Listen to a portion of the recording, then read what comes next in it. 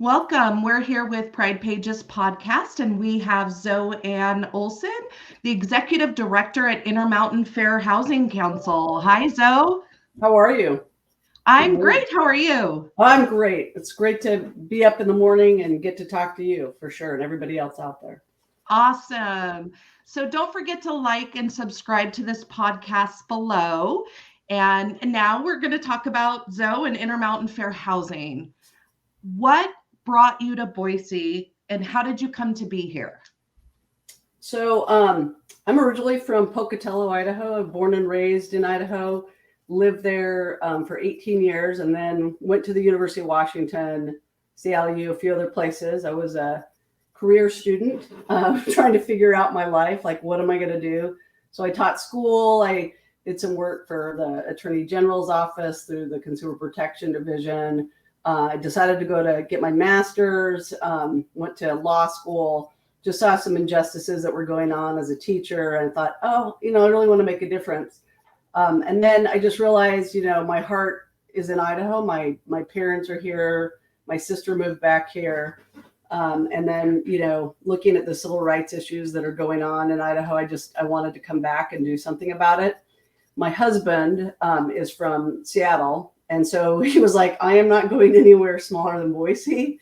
And so that was our compromise. If I was going to move back here, I was going to come back to Boise. And I had gotten a Public Interest Law Foundation grant to work at Idaho Legal Aid. And I loved it. And that's where I found my passion for housing law. Loved everything about it. Wanted to do it. I did consumer law, family law, senior law, all different types of housing law, and then worked with the Intermountain Fair Housing Council, and I knew that was where I was meant to be. Like I knew that this was the job I wanted to do, as long as they'll have me. So I'm passionate about civil rights and and ending discrimination, and so this is why I'm here, and love the fact that I have family and friends here, and we've made it our home. And we love everything about you and everything you've done for us. You're awesome. Oh, thank you. So you shared a story in your past about your uncle. Can you share that for the audience here? Sure. So it's been a hard few years, as we all know, since the pandemic. 2020 was especially hard. When I moved to Idaho, I didn't realize we were a magnet for all of my father's brothers and my my mother's brother. And so all our elders moved back to Boise to kind of be here with my sister and our family. And as they aged, we did a lot more taking care of, having meals, things like that. Well, my uncle, who is 90 years old at the time, 91 years old, excuse me, he got cancer, and he didn't really have a lot of options. He was living in senior housing independently, and the doctor said he was dying. And so we opened our home. Sorry, might get cried. To hospice, and he lived with us. And when he got to the last 8 weeks of his life, he said to me, "You're gonna have to go clean out we're gonna have to move you out." And he said, "Well, I want to tell you something." And I said, "Well, what do you want to tell me?" And he said, I'm gay. And he said, "This is really hard to tell you because I was never able to tell anyone. And I just, wanted you to know." And I said, I listened to him, and I thought, this is his lived experience, and that his whole life, he couldn't share it with anybody. And I felt really honored that he shared it with me. But I also felt like this is something where we have to change this, for our children, for community members in Idaho. He had lived here a really long time. He'd lived in other states. And I just, it was heartbreaking that he felt like, he had to keep that in, and not share it with anyone. And I know he hadn't felt safe, and especially among, our elders, we're able to share this more today, and especially our young people being more open-minded and upholding the rights of people who are LGBTQIA. But he was, someone I felt that I could be myself with, and just utterly grateful that he felt like he could share that with me. I later told him, I said, I always knew. But I really felt grateful that you felt trust in me, that you could tell me that. So he was an amazing individual. He was a speech pathology professor and truly civil rights hero unto himself. He gave millions of dollars. You'd think he was poor if you ever saw him. He drove, the worst car for 20 years. He never spent money on anything for himself. And he gave away, millions of dollars to charities of all civil rights organizations. He was, incredible. And so I was grateful and honored that I could take care of him until he passed away. And he felt safe with you. And yeah. And even though we helped with sorry, I'm teary. What's that? I said, sorry that I'm teary about it. No, I love it. I'm glad you shared that story. That was very powerful. So what are some things that you were passionate about improving within our community that showcase pride in making things better? Well, since fair housing is my passion, I want to make our community, the city of Boise, but also the state better. We do that through our work. I do that individually, by supporting organizations that are, uphold the rights of people who are LGBTQIA. We attend Pride events and Pride Foundation events and community celebrations and all around the state. But I think most importantly, the work we do at the Intermountain Fair Housing Council and the collaborations we have with our LGBTQIA leaders in the community and our community members to work on fundraising and volunteering and supporting candidates who are upholding the rights of people who are LGBTQIA, and also listening to our younger people, right? Listening to our elders, listening to our younger people about their struggles, and particularly those who are the most vulnerable and are thrown out of our communities and maybe entering shelters. Having the same equal access is really critical right now. And so we're, really trying to make sure that they know their civil rights, but also that those housing providers know that they, must comply with either the Fair Housing Act or the Equal Access Rule or the State Human Rights Act. And so, it's about showing love for our community members and understanding. And it's about showing up when there is a non-discrimination ordinance. And you see your cousin there too, and you're like, this is great. I never would have thought that, he would have supported the same thing that I believed in. It's about showing up at, protest when these laws have been passed in our state legislature that are not providing equal access and upholding our civil rights.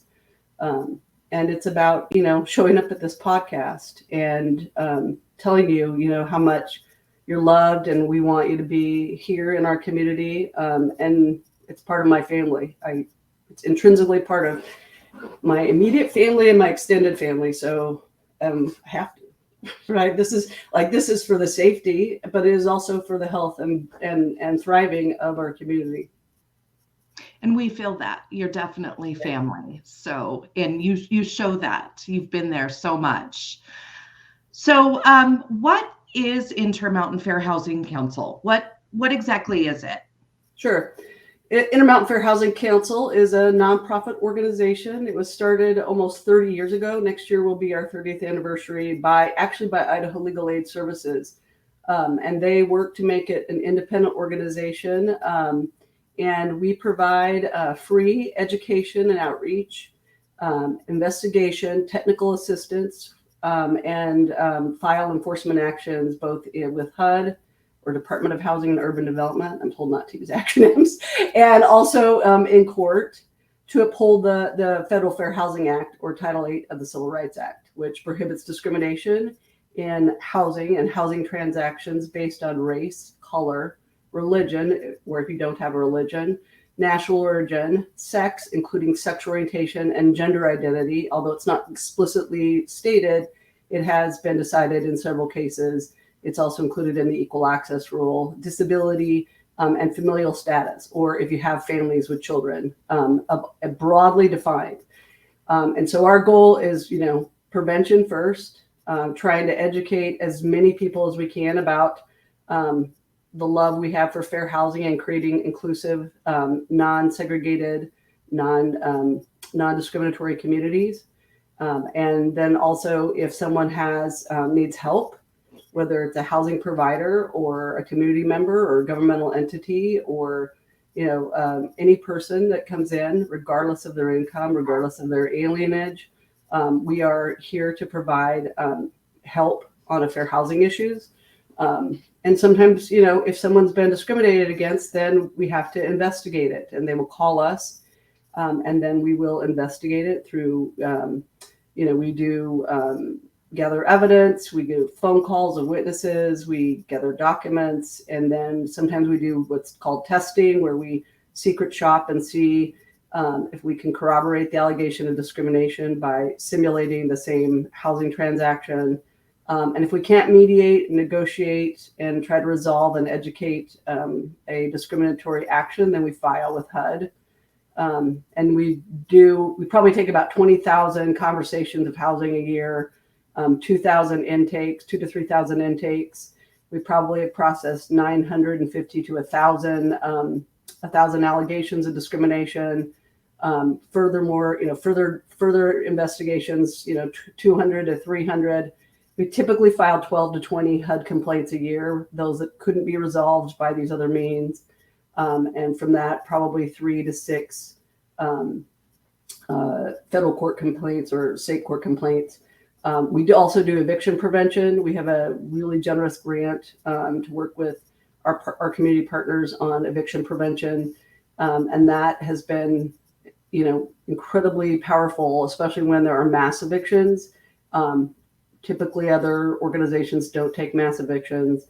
And it's also really helpful because we can represent people that other entities can't, people who are undocumented, people who have had criminal history, and, people of all walks of life. So, you need housing, and to be able to prevent that is, really, really powerful. And then we also helped with emergency rental assistance during the pandemic. We were grateful to have a grant from Idaho Housing and Finance Association and work to help get people who may have found barriers in accessing rental assistance, or housing providers who couldn't connect or help their tenants connect with emergency rental assistance. And we did this in all 44 counties. So that really helped during the pandemic, not only help get housing providers paid, but also keeping people secure and safe and healthy. And so that was just a ginormous help for our community. I love that. So can you explain the state of LGBTQ plus equal housing rights within this state here in Idaho? Yeah, I'm going to do it a little bit in layers because I don't want anyone to feel disillusioned by the state of civil rights. It is concerning, but the Federal Fair Housing Act protects all of us nationwide against discrimination in housing and housing transactions, in rentals, home ownership, sales, lending, insurance, appraisals, from discrimination based on sex or sexual orientation and gender identity.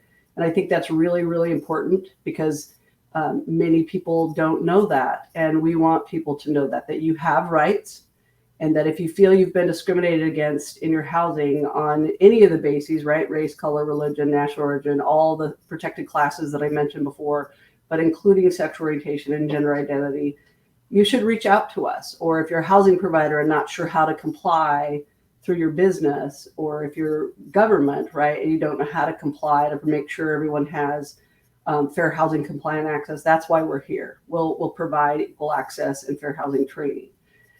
So I want people to know on a national level, the federal law supersedes state law and local law, unless it's more protective, right? You get more if it's more protective, you get more civil rights protections.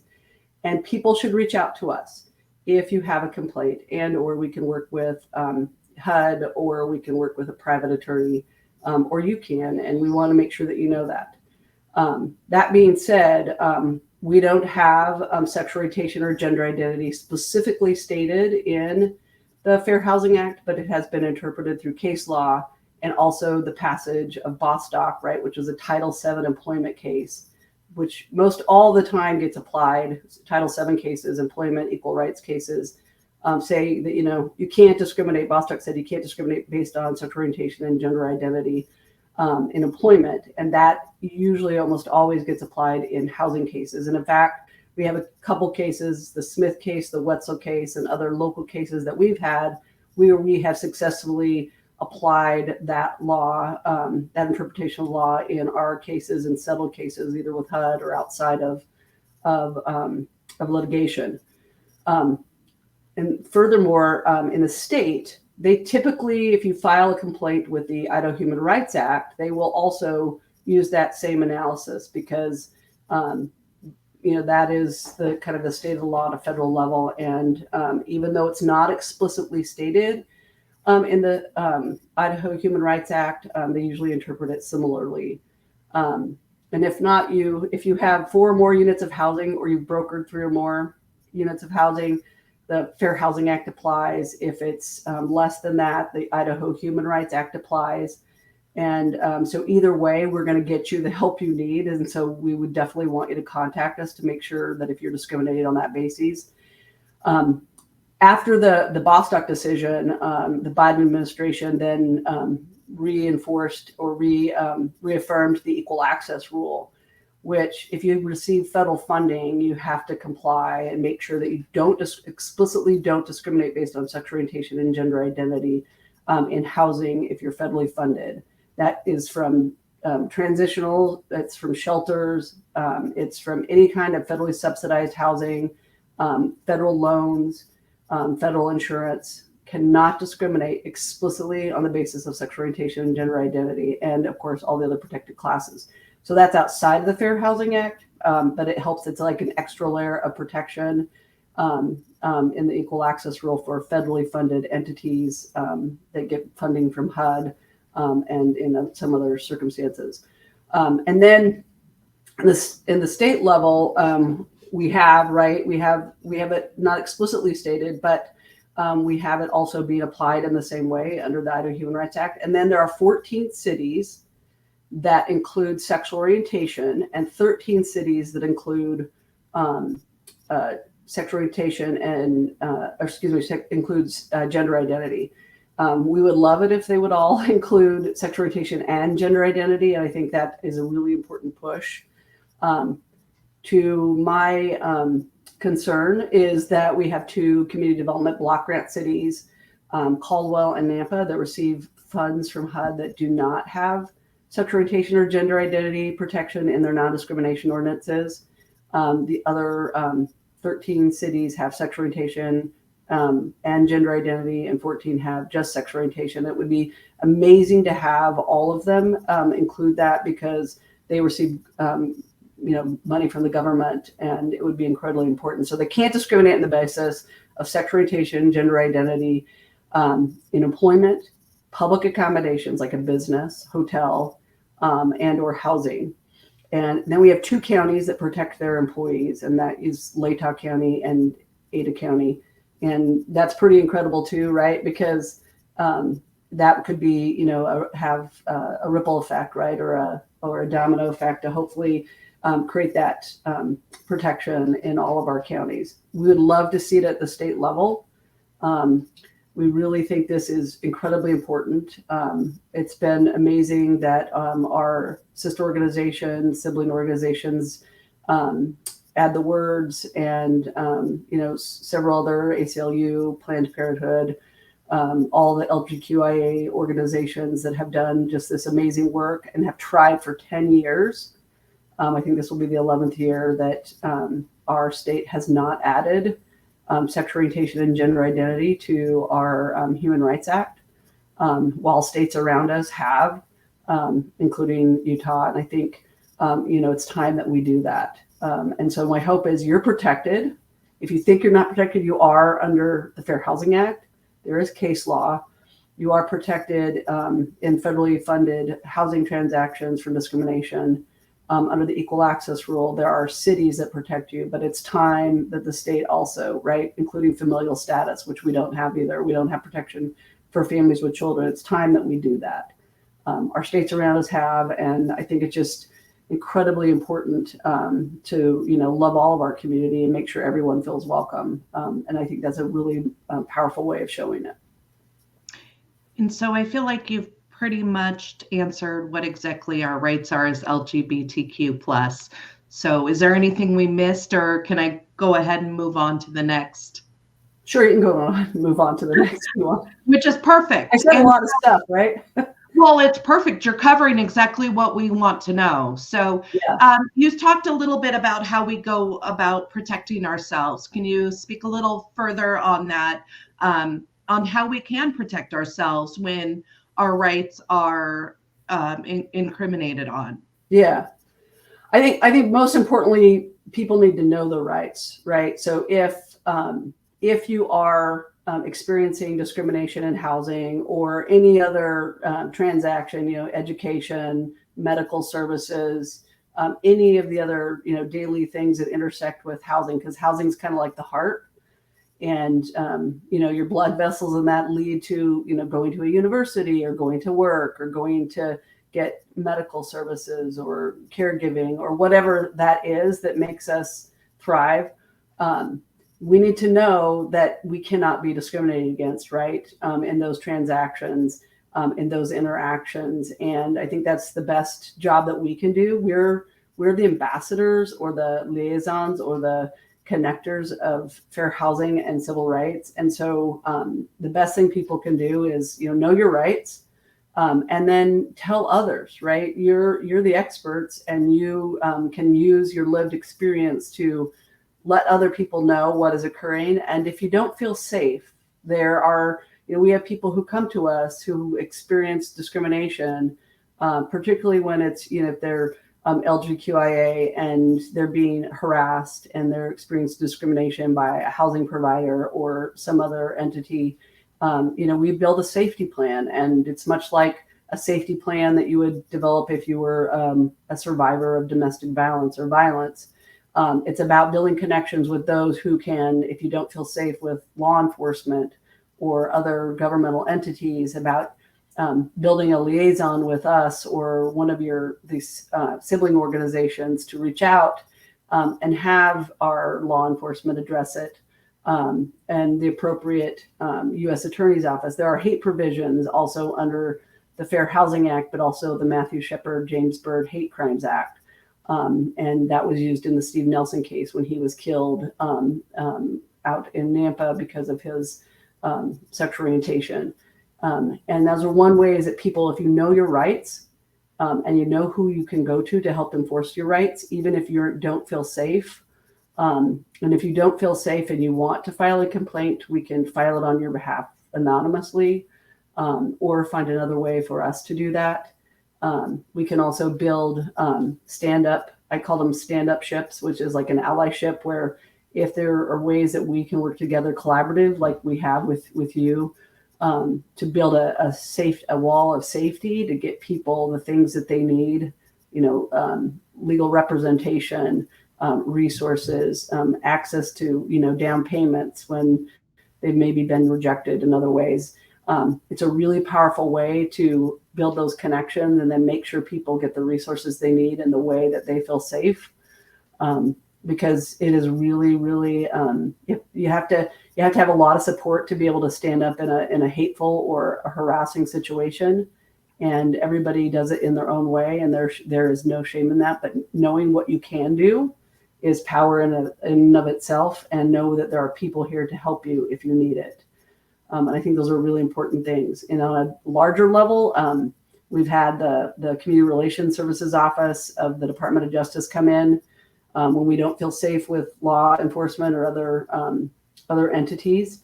Then they'll come in and help provide training and kind of that wall of safety, so people can get their civil rights needs addressed. And that's why, we're here to work with, other entities like the U.S. Attorney's Office or CRS, or talk to our law enforcement or community about creating safety when there are incidents like there was in Coeur d'Alene or in, at the College of Idaho, where there were engaging in hate and harassment toward people based on their LGBTQI status. And that goes for race or color or, any other protected class, because we're not just our sexual orientation or gender identity. We are our race and our color and our religion or no religion. We're all that, right? We're all something intersectionally, and they're here to help. They have programs designed that are free. And when there have been hate incidents across the country, they've formed, safety groups so that we can come together safely and talk about how do we build safety and security in those situations.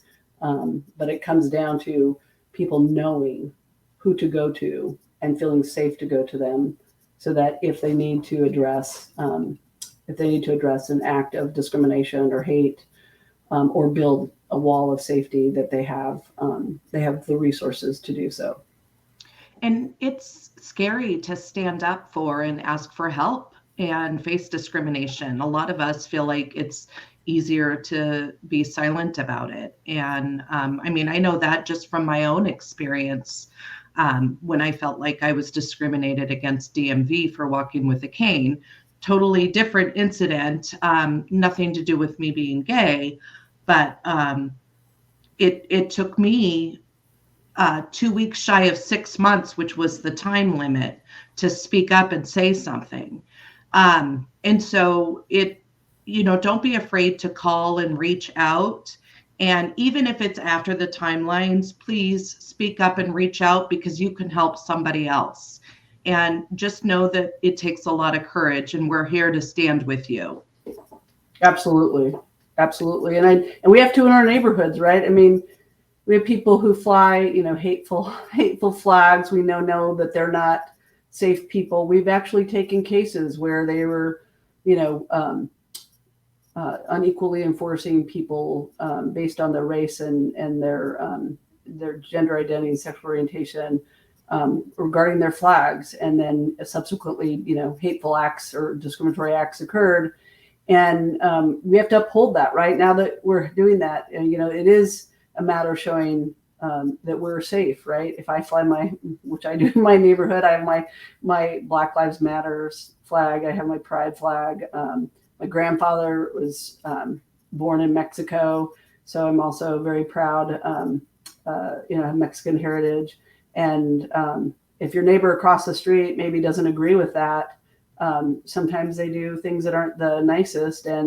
But if you stand up to it and everybody stops and makes peace, and you say, hey, I got all the love in the world for you. I'm the one that's going to help you. If someone forecloses on your home or treats you wrong or, eggs your house or something, like I'm going to be there for you. So please support me, and make sure that we all feel loved and welcomed in our community. This kind of stuff is just not okay. And so we're here for that as well, right? To make sure people feel safe in their own homes, right? Absolutely. So you have mentioned how intersectionality seems to increase discrimination. Can you tell me a little bit about it? Yeah, it's right. It's like a layer, right? If you're not only gay or lesbian or transgender, but you're also Black, have a disability. Sometimes the layer of what someone does to keep you out of housing, prevent you from buying a home, making sure your house is appraised at a lower rate, or any of those things, is totally compounded. And then it's even more so if your neighbor hates you because of your race, but also because you have a disability. Oh, why did they get the service animal? And why did you move in here? We don't like your people. And then they find out that you're also gay, right? Or transgender. The layer of discrimination that occurs, the hate and harassment toward individuals and sometimes community groups, and sometimes someone who provides housing for people based on that intersectionality of people they want to have in their community, is just made worse, right? And we know that's historically true because we, as a country, have used the discrimination that we, did toward our Indigenous communities on everybody subsequently. And we learned just how to be more clever about redlining people. And I mean, using proxies to not allow people into housing and community education, access to credit, having credit cards, medical services. And we have to like learn about it, right? We have a training video on our website about our fair housing history, and so does the National Fair Housing Alliance. And then we have to dismantle it. We have to be able to recognize those discriminatory patterns that we keep on engaging in over and over again. Like, for example, the racial covenants, right? We have these racial covenants rules that we've had because the Home Loan Corporation and the Federal Housing Administration, not the Fair Housing Act, the Federal Housing Administration, and in their creation dictated HOAs, right? Homeowners associations and condo associations, and in deeds to keep people of color out of communities. And they're still in deeds and CC&Rs, covenants, conditions, and restrictions. And those same acts of hate to keep people out of housing because of the color of their skin, and some people based on national origin and some people based on religion, were then used against families with children and people with disabilities and people who are LGBTQIA. And we found clever ways to disguise that, like not allowing fences, not allowing play structures. Those are all layers of saying, we not only do we not want you based on your race, but we also don't want you based on any of these other things. And maybe they don't say it outright in their rules, but it's how they apply the rules or the things they apply them to. And it's insidious. So we got to recognize it. And then we've got to know our rights, right? We're all talking about these things today. And then we've got to do something about it, right? We've got to make it right. And I see so many people out there educating one another, housing providers who are part of an HOA going, you can't do that. You can't have these rules. You can't ban just pride flags. Those are the same things we did to people of color or people based on their religion. And so, it's really important because it's felt even more severely and more compounded when it's, multiple bases of discrimination. Yeah. Yeah. So what are your goals towards education, and what cities are you focused on right now? You kind of touched on it just a little bit earlier. So can you elaborate a little bit more? Yeah. So I want to celebrate that we are really, really supported by our community. We were generously worked our bums off and got 5 HUD grants. So Department of Housing and Urban Development, one of them specifically on addressing sexual orientation and gender identity discrimination. And so we're working with the Transgender Education Legal Defense Fund, and of course you with Pride Pages, and also the LGBTQIA Alliance and our sister organizations and sibling organizations to bring sexual orientation and gender identity know your rights workshops to the community. But we're also working on doing equal access training for all the jurisdictions, meaning, the larger cities that received community development block grant funding, and the state, because it's really important that everybody knows what their rights are. And then we also know how to comply, right? That we make sure that people are safe entering housing and not further victimized and re-victimized. And so part of that is getting the word out and education through social media, through podcasts like this, through our trainings, but also collaborating with community organizations that are doing the work and our community members who are doing the work. It's really important that we collaborate because it is our lived experience, right? On a daily basis, everyone is experiencing this discrimination, whether it's just based on LGBTQIA, it's also based on race and color and national origin. And we get religious, and we've had a lot of sexual harassment claims and disability, and probably disability is the number one that we receive. But if people know their rights, more and more people will report these things. And then that gives us a chance to educate people and come back and provide training and try to make a difference. I think the most important thing is focusing on policy change. And that means whether it's educating a shelter about, making sure there's equal access for the most vulnerable in our community, or loan officers who may not know that they have to comply with in a federal transaction with the equal access rule, but particularly cities, right? Cities are our home, our refuge, and our communities need to know that it's really important, especially I'm going to say Nampa and Caldwell right now, and other little cities that maybe are willing to pass non-discrimination ordinances.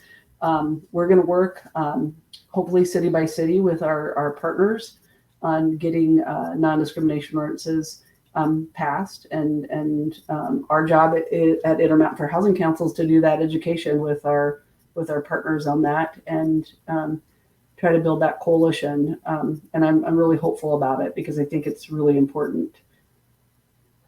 It is very important, extremely. Yeah. So tell me about this Fair Housing Home Ownership series that you recently got a grant on for the Go Ahead. I know we've been working on this for a couple of years. Yeah. This is a big push. I think homeownership is critical because that's how we achieve the American dream, right? And create generational wealth and thriving. And a lot of people, it's really out of reach, right? We're seeing it more and more from our young people and people who generationally have never been able to own a home because of their race or color or other protected class, or because they're historically been discriminated against or experienced, lower wages, or didn't have access to credit because there wasn't a local bank in their community. And so this is a way to bring about different community partners who will provide information to our community about other programs. So, if someone has a disability, they may not know that they are eligible for an ABLE account, which helps them, create a down payment for home ownership, or how to create an individual development account from some of our community organizations across Idaho, so they can create a down payment for home ownership. It's also about creating inclusive language, making sure that your home ownership opportunities are accessible to people with disabilities, your website, maybe how you communicate with somebody who is deaf or blind. It's also about communicating in other languages. People who are limited English proficient should have equal access to your housing counseling services. And we created a whole page on our website about how you can do that to make sure people have language services. And then also about using inclusive language from the LGBTQIA community and making sure people feel welcomed and that you're safe when purchasing a home. And so our goal is to try to discuss some of the really innovative programs that are out there that people probably don't know about that actually help people purchase housing, and are doing it on a national level. And the special purpose credit programs that are trying to work on correcting historical wrongs of keeping people out of the housing market. So I'm really excited about it. My hope is that we look at different opportunities like resident-owned communities that Leap Rock did, and the Spokane Rock have done in northern Idaho to create homeownership opportunities for people who are below 80% of AMI and sometimes below 100% of AMI, annual medium income, area median income. And this really is a way for them to get kind of out of the rental market and into creating generational wealth. And that's, really important in our country.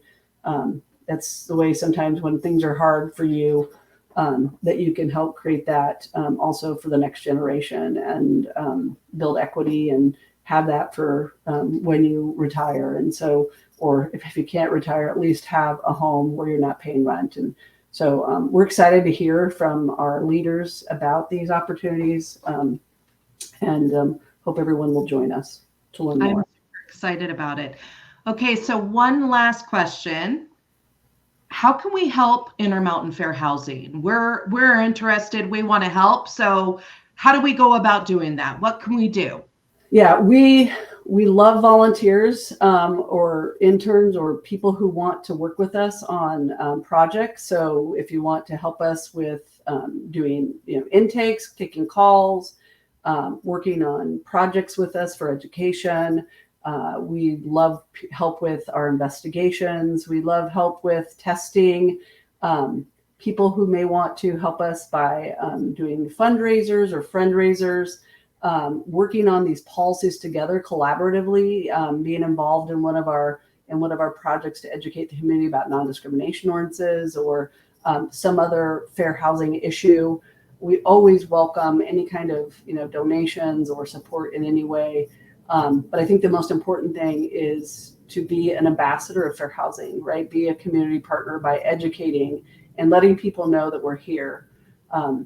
If I could have anything today, it would be that, hopefully you've learned something, and that if you think something sounds like discrimination, that you contact us or let that person know to contact us, or contact us on their behalf. I know sometimes it takes one person to help another to be brave and courageous.